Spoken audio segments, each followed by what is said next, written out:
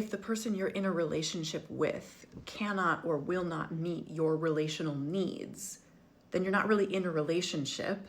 You are just continuing to sustain your needs while someone else benefits from relating to you. Does that make sense? There's a cost to exclusivity. There's a cost to ownership. And I'm not saying that anyone owns anyone, but if you are going to be in a relationship with this person and not someone else, there needs to be a cost there.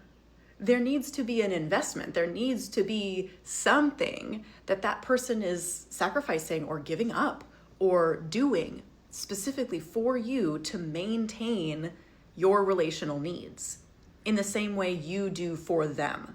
Everyone thinks that just because we are human beings designed for relationship, that everyone deserves to have one. And it's like there are actual relational skills and tools and things that you need to know how to do in order for your relationships to work. You can be attracted to someone all day long.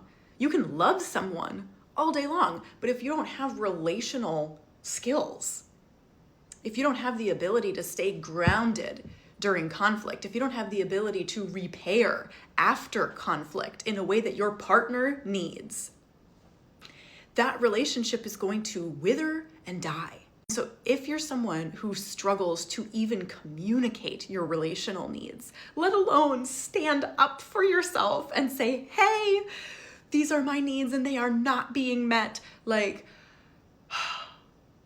just realize, and maybe this reframing will help you, that it's like you're not in a relationship if they aren't fulfilling your relational needs. You are still sustaining your own needs, and this person is coming along and getting their needs met.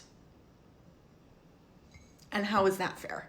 And sometimes women get so afraid to even say what their relational needs are because we are so used to men just shutting down when it comes to any kind of expectation that we put on them. That's, oh, I'm never going to be good enough for you. Oh, you just want everything to be perfect.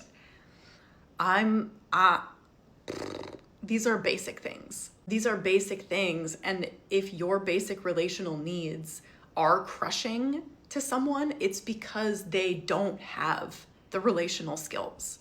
If someone brought me their relational needs, I would be like, I would eat that up. I would be like, ooh, yes, I can do that. Ooh, I can do that too. Yep. It's the same type of energy that it's like, you can tell when someone is uncomfortable at a restaurant that it's like, if they look at the menu and they are really limiting themselves to like, I'm going to get this one thing and it's like the least expensive thing on the menu, right? And then there's someone else who's like, let's get a little bit of this. Let's share that. Let's have this and this. Okay, great. Yep. That sounds really good. They're not worried about how much it's going to cost at the end of the day because they've got it, right? Same with your relational needs. If you share one thing with a guy and he starts to crumble and he starts to say, oh my God, you expect perfection. Oh, nothing I do is good enough for you. You know, it's because he doesn't have the relational skills. Someone with the relational skills would be like, oh yeah, okay, and what else? What else do you need? I got that. Anything else? That's the difference. And you can't fault these people sometimes for walking into a restaurant that they didn't realize was out of their price range, okay? But you also have to maintain the standard of the restaurant. You can't just give them the food for free.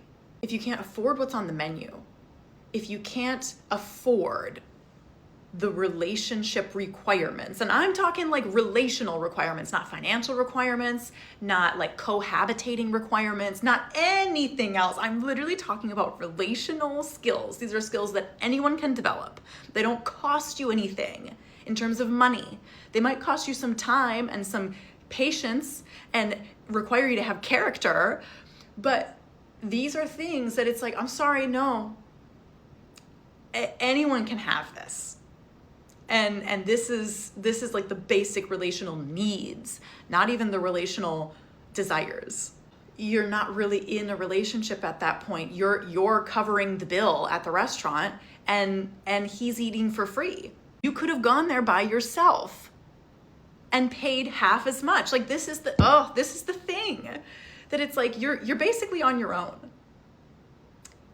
Sometimes it just feels a little nicer to share the meal with someone, but that doesn't mean that you're both equally contributing.